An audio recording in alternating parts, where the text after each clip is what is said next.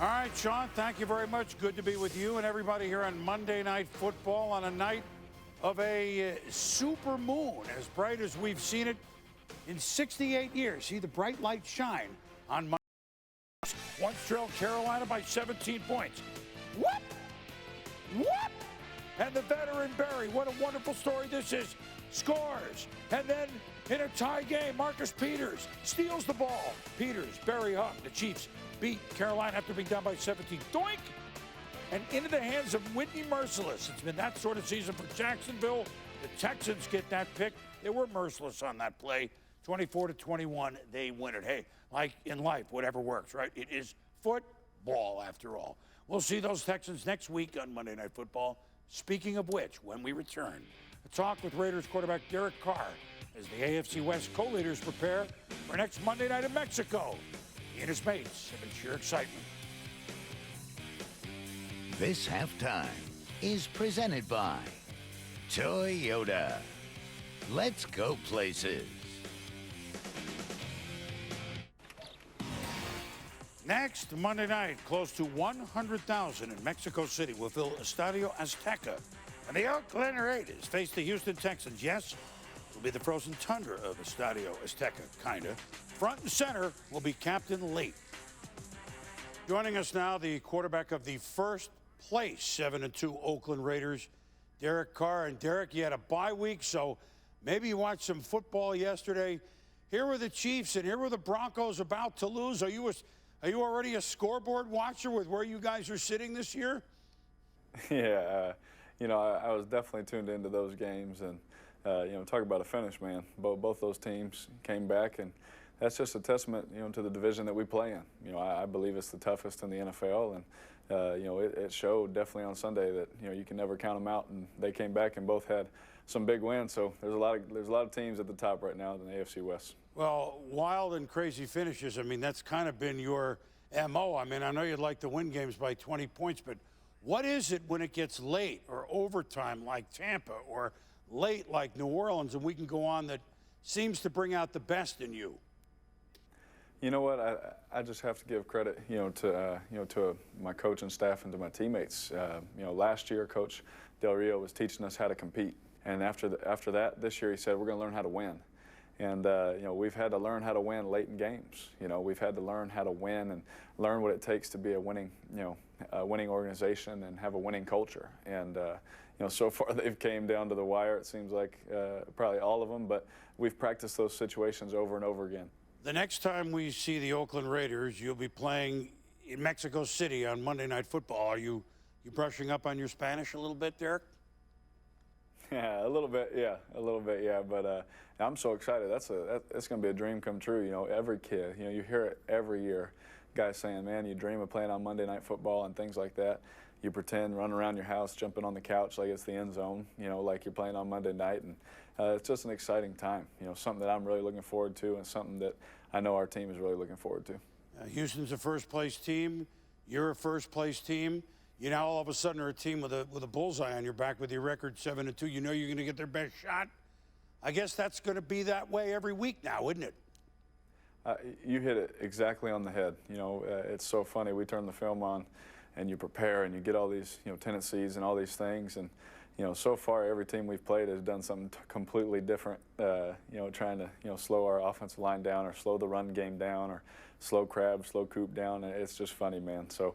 We just prepare our tails off, and we start, you prepare for the unexpected. You prepare for things that, what else could they do out of that look kind of deal. So, you expect to get everyone's best shot and all they have, and, our coaching staff has done a great job of preparing us, and I think our players have really bought in, to the process that we have. We're looking forward, everybody's looking forward to seeing the Raiders on Monday Night Football in Mexico.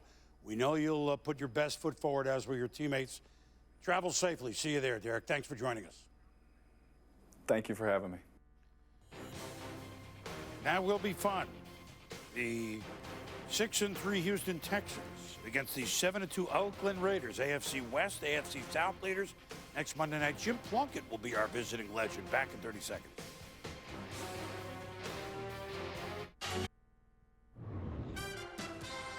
This halftime is presented by Toyota.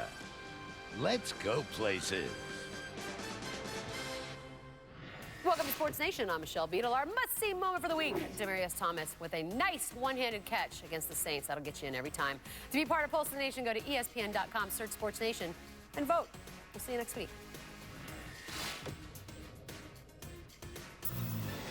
A length of the field drive late in the half. Eli Manning, Odell Beckham Jr. The Giants lead the Bengals 14-10. Enjoy the second half, everybody.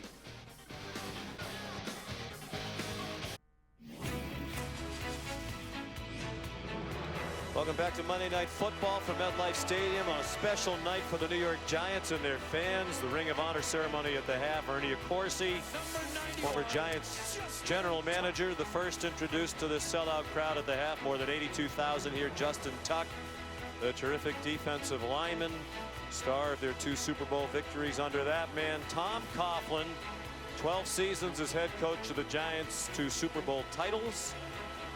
And showed at age 7 he still has good wheels.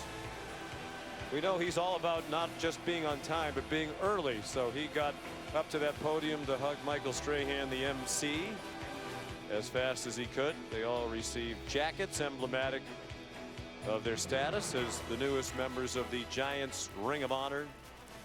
Justin Tuck looks like he could still play. Working toward an MBA is Justin Tuck. The biggest hand, not surprisingly, they all got a great ovation, but the biggest for Tom Coughlin, who is still at the podium actually as we speak right now. And Tom said when he first got up there, I know the players are coming back on the field, but on a night like tonight, I'm not getting cheated. So he continues his speech. We're going to have a visit during the 3rd quarter from the great coach. I think the next time we see him at a podium might be in Canton, Ohio, when he takes his place in the Hall of Fame. I think he should be there. His old team played pretty well in the first half. 222 yards of offense, and they lead the Bengals by 4 at the half. Sure did. They did some good things passing the ball. They throw it a lot here. They're still one-dimensional. Bengals 0 for 4 on 3rd down, had some penalties. But we're going to have a good second half here, Sean. And we're going to have a look now at the Kay Jewelers' brilliant moments from the first half. There were some good moments for both sides. 3 great pump fakes in the first half. You want to see some eye manipulation? You got to pump that ball to your left, move that safety, and get Tyler Eifert down the seam. Huge play.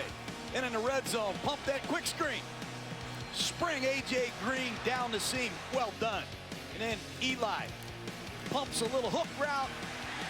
Odell Beckham flashes and goes on the double move. Giants up 14-10. Eli got hot in the second half. If you protect Eli Manning, he's a handful. Let's head down to the field. Here's Lisa Salters.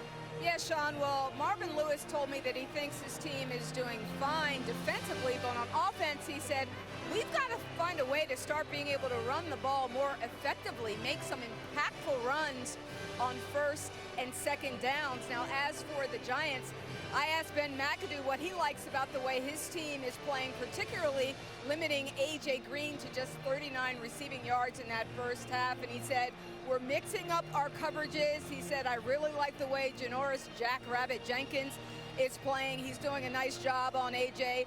And he said, our rush, that's important. We're getting to the quarterback and making him uncomfortable, getting him off his spot. Sean? Ben McAdoo, 2 years, the offensive coordinator, Tom Coughlin, among those who took his rightful place in the Giants Ring of Honor at halftime tonight.